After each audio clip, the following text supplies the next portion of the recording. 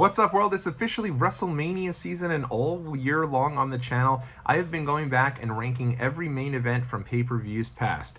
From Backlash to King of the Ring to SummerSlam, we've had a great time doing this, and I'm so excited to dive into all things WrestleMania, starting with part 1 of a 5-part series ranking all of the main events in WrestleMania history. Let's do this. Ladies and gentlemen.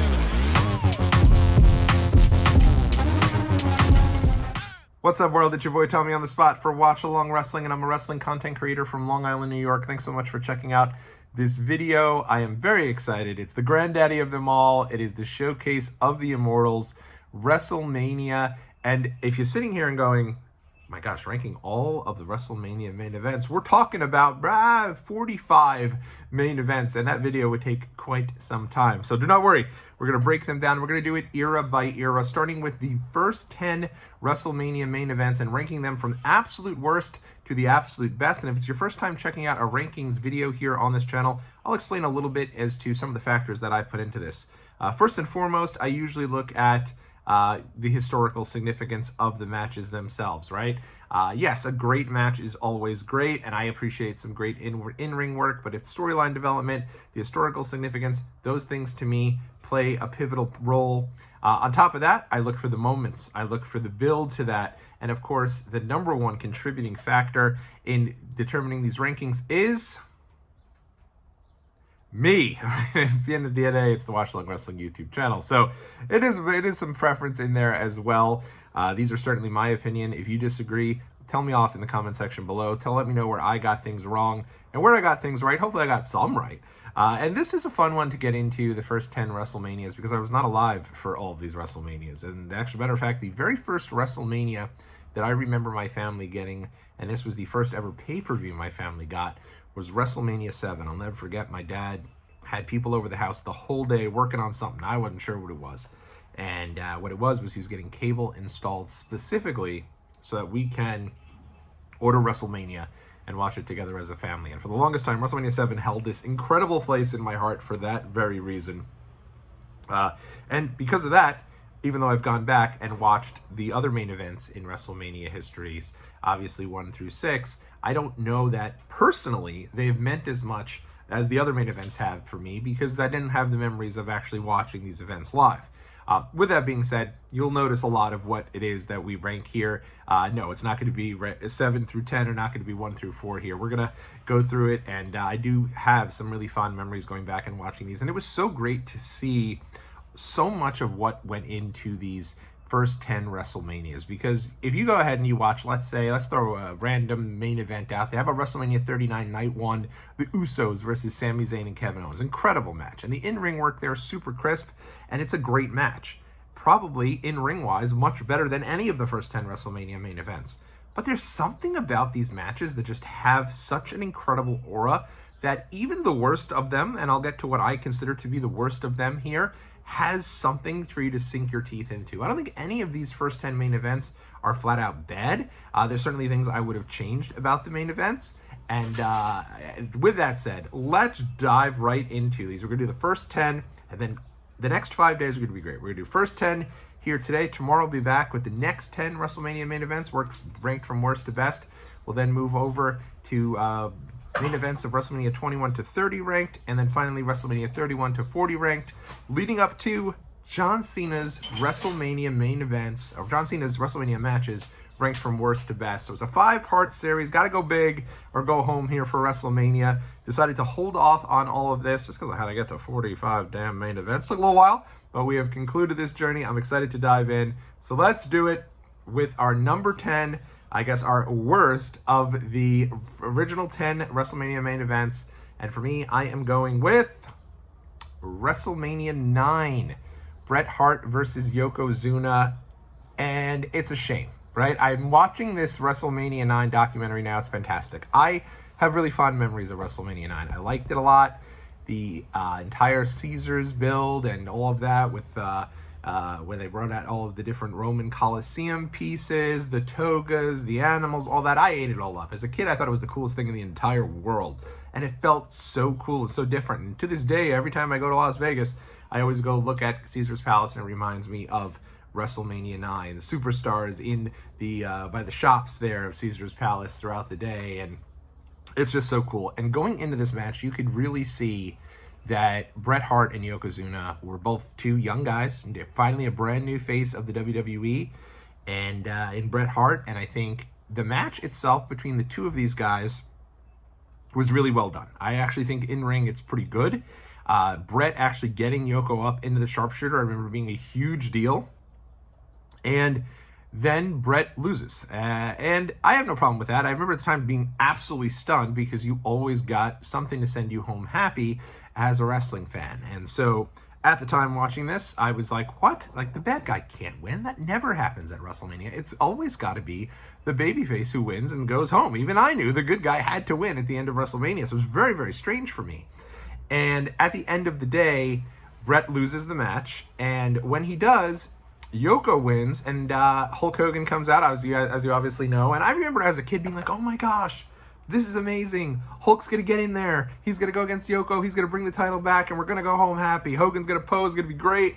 As an adult, it's terrible. I mean, it's just awful in every way about it. First and foremost, you know, I understand they had to do what they had to do, right? You had to bring Hogan back for WrestleMania. I have no problem for it. I do think they could have probably had a better match. It's so interesting to me that WWE was totally fine with Ric Flair going back to WCW and didn't just ask him to hang on until WrestleMania 9. For me, that's such a major piece. They were lacking top names. He leaves in the beginning of January. It's like, why not just hang on till WrestleMania 9? You could have Hogan beat Flair. Imagine how different that event is if you finally get the Hogan versus Flair match at WrestleMania here at Caesar's Palace in 1993. It's always the what if for me. But instead he's in this random tag match, and it's fine, whatever, he's back, that's cool. But it felt like we had really put forth all this effort to move on. The start of the new generation. Yoko was super young, and he was really agile at the time. He could bump like a madman, and he was massive, and he just made people double take at who he was. Bret Hart was like, if you go back, I think this is the moment where Bret Hart goes from like lovable, super jolly babyface to kind of curmudgeon-y babyface, for lack of a better term, and bitter, and Bret Hart, who to this day will still mention Goldberg, rightfully so, and all the things that really tick him off. But yeah, this here just really lame, and Hogan goes in, and the thing that's really lame about this isn't so much that Hogan goes in and wins the title impromptu like this, taking away Bret's moment, but also kills Yoko. At the time, Yoko was completely unstoppable. I mean, I don't think he had a loss to his name. No one could even get the guy off his feet at the time. So now you have Hogan going in there and beating him unceremoniously super quick. I think it did a lot of damage to Yokozuna.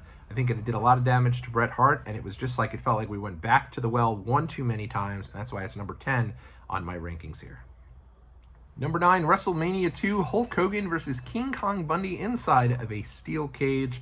This, to me, is actually an iconic match. And it's funny because, really, this entire 10 matches that we're going through here is 9 of them have Hulk Hogan involved, 8 of them in which he's in the match proper. And so, for me, I really think that it's really just kind of a rankings of Hulk Hogan matches.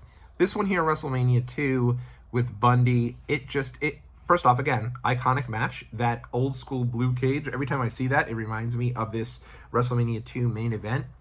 I think for me, it was just like, I don't know that Bundy belonged in the WrestleMania main event. No disrespect to him. May he rest in peace. Guy is super young at this time, too. He's like under 30, I'm pretty sure, at this WrestleMania 2 main event. And so him being in there with Hogan, it just didn't really feel like, I don't think anybody thought Bundy was a threat to Hogan. I'm pretty sure, like, you go back in time, you look at the Hogan matches, and every single one of them, I think you can make a case that somebody was a threat to Hulk Hogan, at least somewhat. Maybe not Slaughter, but all the other main events, you at least bought into the idea that maybe Hogan's going to lose. And here it's just like, he definitely was not going to lose. He was definitely going to win. And Bundy, I think, was just too early in his tenure here as a top guy and as a heel. And he's never really a top guy in WWE again after this. So it feels a little bit strange. I'm not sure what the story is there. I know, obviously, Andre's involved with the Battle Royal. Roddy Piper's in there with Mr. T. It feels like they should have done Piper and Hogan one-on-one. Here, you know, it's two big guys in a cage. Again, I don't think the match is terrible. It just doesn't really do too much in terms of historical significance or impact. And I think WrestleMania 2 as a whole, despite the fact that it is really cool, they go to multiple locations, I think isn't a great show if you're looking back at it. Moving right along, number 8 is WrestleMania 8, Hulk Hogan versus Sid Justice. This match is a very weird one. The whole deal here, first and foremost, I still to this day don't understand why Macho Man Randy Savage and Ric Flair didn't get the WrestleMania main event. Probably the one thing eluding Flair in his career is a WrestleMania main event, and I think this was the show to do it. I don't understand why Hogan and Sid got the match here. The story going into this is that possibly the end of Hulk Hogan, end of Hulkamania, he'd be leaving WWE, and it's the last we'd see Hulk Hogan almost for a full year in WWE, and then really the end of his full-time run in WWE. Obviously would go to WCW moving into 1994. So, while he'd be back and kind of shoehorned into that aforementioned WrestleMania 9 main event, it's bizarre. It's also weird because of the botch here. So the original storyline and the original plan here, I believe, is Hulk Hogan gets the leg drop on Sid, Papa Shango runs in for a DQ finish. That's the original plan. That was it. And instead, Papa Shango misses his cue. Sid kicks out of the leg drop, which, whatever, he should, right? Like, you're building up this big guy. He should kick out of Hogan's leg drop in the main event of WrestleMania. I don't see that as such a big deal. But then Papa Shango runs in, and yes, we get a DQ lame-ass finish at the end of WrestleMania 8 in the main event with the inside of Hoosier Dome. Like, this is a dome show. They're back in the dome, and yet they bring out that as the main event, and it's just bizarre. I guess a decent showcase for Papa Shango, but also the match is slow and trudging. So you're probably wondering, well, then why is it ranked more than 9 and more than 2, higher than those two events? For me, it really shows the idea that I just am so infuriated by the WrestleMania 9 main event finish with Hogan jumping in. And WrestleMania 2 just didn't have that luster, because one thing WrestleMania 8 does have is the return of the Ultimate Warrior. Warrior comes down, helps Hogan to clear house. Hogan stands tall, must pose with Warrior. And it looks like he's kind of, they're now back on the same page. And almost like another passing of the torch to Warrior from Hogan. Hogan should have went over clean here. This is supposed to be the end of his run in WWE. I don't understand why he just couldn't beat Sid clean. Like, I really don't get the idea of the DQ finish. And if you knew that the DQ finish was happening, why didn't you just have Randy and Flair go on in the main event? It still, to this day, makes no sense. Cool moment, though, with Warrior. Propels it just a little higher than the other two. Moving right along here, number 7, and again, we are going back to WrestleMania 7, and it is, of course, Hulk Hogan versus Sergeant Slaughter. This was a match that for a long time I loved, and I think to this day it does actually hold up. Sergeant Slaughter knows this is his biggest moment. He knows this is going to be his biggest moment, and bumps his ass off like it's his biggest moment. He makes Hogan look like $1 million. The match itself is not amazing. It's not even, good, I think. But Slaughter works really hard in the match. And I do think there was something, like, at the time, building up this very tasteless storyline that Sergeant Slaughter is now an Iraqi sympathizer. I don't think you really needed it. I think you could have just brought Slaughter back as a rightfully angry heel who was pissed that despite him being built up as this American hero, G.I. Joe, this, that, and the third, he's kind of passed over and looked over by his legion of fans for Hulk Hogan. And that was it. I don't think he needed the Iraqi sympathizer stuff. Of course, the original storyline for this main event was supposed to be Tugboat turning on Hogan and being Chic Tugboat. I think he had a different name than Tugboat, but as said on the Something to Wrestle With podcast. And so I think that would have been interesting. I don't know if that would have been any better of a match, but, you build that up. And I think what takes away from this match a bit, honestly, is the venue. It's not entirely their fault. The match itself is supposed to be held, and the event itself is supposed to be held at the LA Coliseum. And then they had to switch to this much smaller venue. I mean, you can't help but notice it, especially if you're watching all of these kind of WrestleMania main events back to back like I did. First things you see, you have this iconic building there for the Pontiac Silverdome. Then from there you have, a bit of a dingy casinos for 4 and 5, but kind of iconic still looks and feels to them for WrestleMania. And then obviously 6, you're at Toronto Skydome. 7, you're back in this very small arena. And it even seems like smaller than where the Lakers play now. I'm not sure if that is where the Lakers played, but it feels very small. The setup is strange. All about stars and stripes to the point where it's too much. And you knew no chance that anyone was going to have to dethrone Hogan in this spot. Hogan gets the big win. Still think you could have ran back Hogan and Warrior here and should have just kept them on that. And I think that may have had a better chance to get you sold out in that bigger building. Though I guess we don't really know what the story is there. Moving right along here, number 6, and we're going back to the main event of WrestleMania 4. It is the finals of the World Wrestling Federation Championship Tournament. Macho Man Randy Savage versus the $1 Million Man Ted DiBiase. And in all honesty, in-ring wise, just straight up in-ring, this might be your best match of all of these 10. Savage, DiBiase, 2 super workers. And it was nice to see two guys get that elevated spot here in the finals of the tournament. To me, this is just, honestly, I just prefer the 5 matches that I chose in the top 5 slots. There's nothing wrong with this match. I do think it's really a great showcase for both of these guys. The entire show is a nice showcase for Macho Man Randy Savage, and having Savage get that big win is a great moment. For me, I really would have preferred if we had left out Hogan and Andre. I feel like you got rid of them in the main event, in their match in the tournament, and then it should have just been they were gone. Instead, I think they're out there, and whenever Hogan's out there, I think he takes away from, I don't feel like he did much to elevate Savage's moment as much as he did to take away from Savage's moment by being involved. So with Hogan, I actually did say Hogan was involved in all the main events. He is. He's not involved match-wise, though, in this one. He's just there kind of seconding Macho Man Randy Savage. But again, at the time, Hulk Hogan's not the second to anyone. And I think, there's probably a little bit of, I don't know if this is something that's unintentional by him. I think that he certainly doesn't mind being at the center of attention, and obviously you could tell that here in the match with Randy. It takes a little bit away from Randy's moment, but a great moment, a great match, and a great showcase for Randy Savage throughout this show. It reminds me very much of the first King of the Ring and the showcase for Bret Hart. Instead, it's for Savage here. Solid match, not a very long match, but a solid match. And I guess, in all honesty, both these guys were kind of on the rise in WWE at the time. Savage just was the IC champ. $1 Million Man still pretty new, so maybe that's also why they felt like they needed Andre and Hogan to be involved there, two bona fide main eventers who were in the main event the year before. Maybe that's why they did it, and maybe that's why also this match has a bit of a, the match doesn't feel as impressive or as big time as it would if DiBiase and Savage were to have fought maybe a year or two down the road. Number 5, we're getting to our top 5. We're going to the main event of WrestleMania 10, Yokozuna versus Bret Hart, and all right, they made up for the year before, right? Everything that was wrong with the year before, they made up for it here. Incredible build, great story. At the time, confusion amongst this young man here. I remember Owen beat Bret, and I thought the winner of that match would go on to the main event. So I remember Owen beats Bret, and then Luger comes in. He's fighting Yokozuna. I think, no doubt, Luger's going to get his moment. He's going to get the championship, and then we're going to end the night with Lex Luger defeating Owen. Luger loses, Yoko retains, and I'm like, oh my gosh, we're going Yoko, Owen, double heel? And obviously that wasn't the case. Bret Hart comes out, and the story for me is the match itself is good. I do think Bret and Yoko had some good chemistry. This is kind of really, in my opinion, the end of Yoko's full-time run as a top championship contender, and a great run. You think about it, he gets the title at WrestleMania 9. He's basically the main event and the focal point as a top champion for WWE all the way up to this WrestleMania, and he never fully gets back to this place, I don't think. Obviously has some stuff with Undertaker at the end of 94, but I think in terms of him being your championship caliber talent, unfortunately, I think it ends here.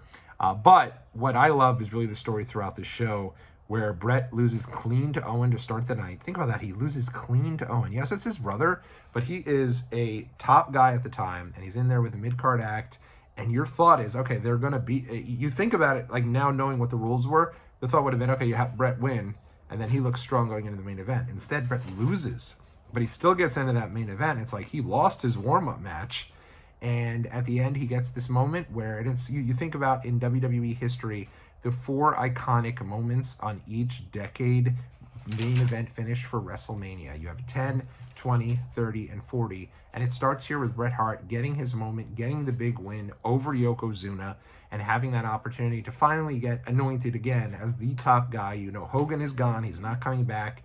And all the baby faces come. You have this incredible moment where they're holding Bret Hart held high, and Bret looks great. He's awesome. It's this great moment. And then what happens at the end?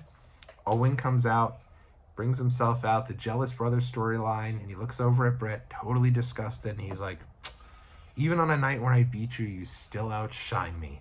And then boom, full steam ahead to the summer. Just so great, great finish, great story, and a solid match, which also includes the return of Rowdy Piper too, and Burt Reynolds there with a cast. I guess the story is Burt Reynolds had been mugged earlier in the week in New York City, and had messed up his hand fighting off the burglar. Very strange situation. But that is why, if you ever wondered, and I did wonder while watching, I was like, wait a second, why does Burt Reynolds have a cast on? It's for that reason, and that reason alone.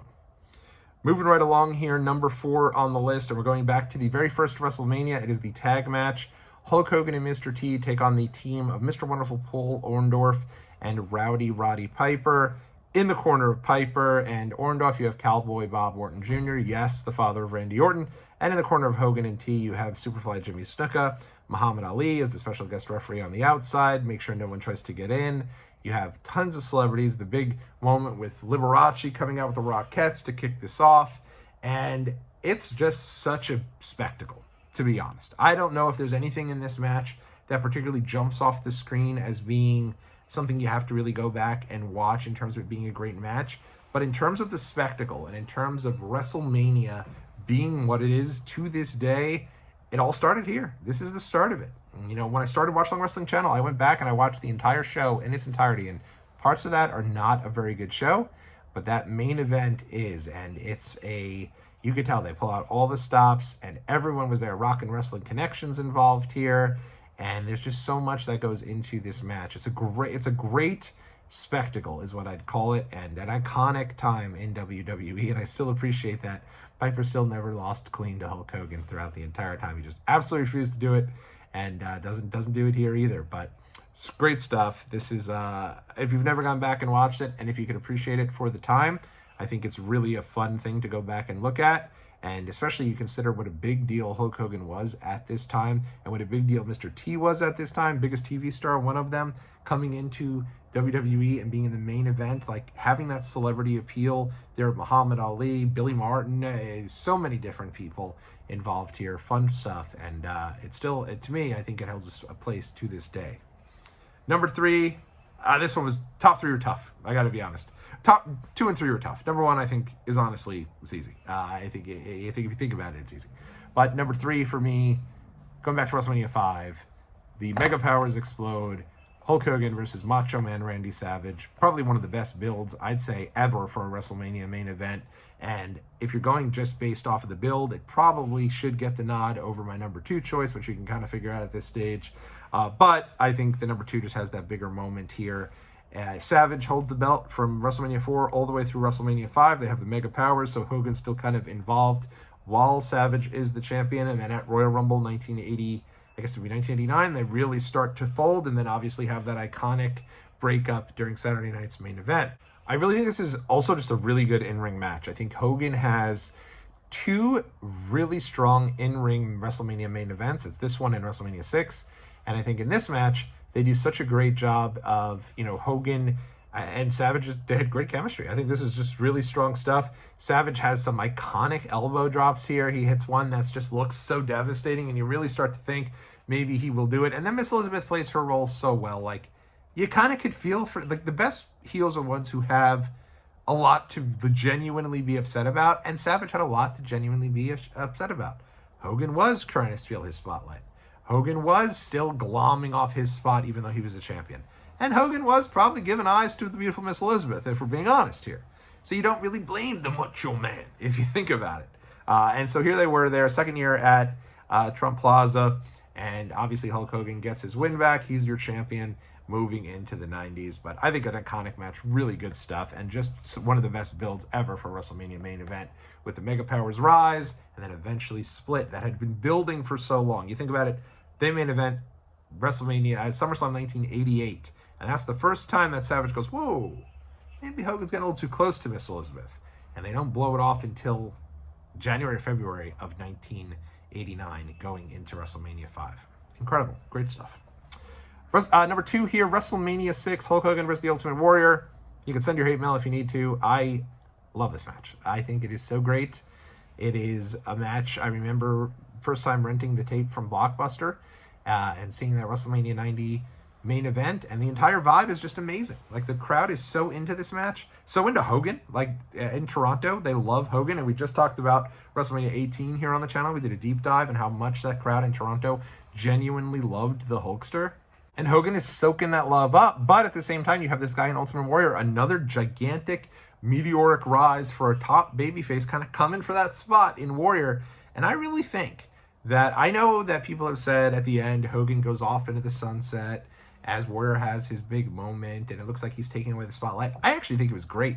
Hogan comes back in, gives Warrior both titles. He's the, remember, this is title for title, both titles on the line, Intercontinental Champion Warrior against World Champion Hogan, and at the end of the day, Warrior defeats Hogan, gets both belts, and I think the finish is so well done because afterwards, Warrior has this moment where he's in the ring. They have a big hug, right? And he puts him over, Hogan leaves, and he rides off into the sunset, and Warrior gets his moment in the sun with 2 belts held high, and just that, you could see that visual to this day of Warrior's celebration after WrestleMania 6. I think it's, Warrior, I think, is such an underrated talent. People always say he's horrible in the ring, he's awful in the ring. When he had the right opponent, he had some solid matches. I think this match is really good. I think the next year with Savage is incredible. One of the best matches, I think, in WrestleMania history up to that point. I won't, I think as a performer, certainly whatever you want to say about the guy as a human being, but as a performer, I think Warrior is a solid guy. And honestly, I think that they should have gone the full year and had Hogan and Warrior 2 at WrestleMania 7. I don't know why they deviated away from Warrior as the main event, as the main attraction. I think part of it is because it wasn't really the main attraction, right? You always had Hogan, again, kind of being involved. The two of them together standing tall at Survivor Series 1990 is great, but it would have probably been fine if Warrior wasn't opening the show and Warrior ended the show instead as the sole survivor for his team. I think that probably could have gone a little longer with Warrior as a top guy, but hey, business was probably saying otherwise. But this match here is so good. It really felt like the Unstoppable Force meeting the Immovable Object, which is obviously our number 1 was as well. But you just felt like you had your top guy, and here comes his real big first threat for the first time in a long time with another babyface in Warrior. First time they had done babyface versus babyface at WrestleMania, and I think it still holds up. It's an incredible match. But number 1 shouldn't come as any surprise. People are going to say, oh, wait a minute, this match in the ring isn't great. Enough. I'll hear nothing else. WrestleMania 3, Hulk Hogan versus Andre the Giant. The match that I think really made WrestleMania what it is to this day. You had Hogan, you had Andre, 93,000, maybe the number isn't 93,000, but the announced number, 93,000 plus, at the Pontiac Silverdome in Pontiac, Michigan.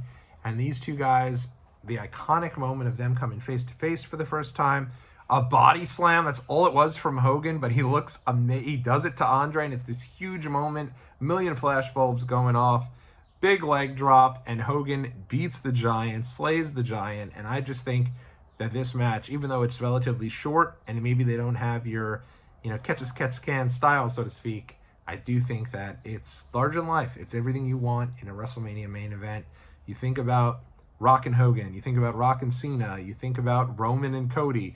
Every time they do that big stare down in the center of the ring and take it all in from the crowd, it all started with Hogan and Andre and that moment at that WrestleMania, the biggest WrestleMania of all time, at least up until, I guess it was till WrestleMania 32 when they had 101,000.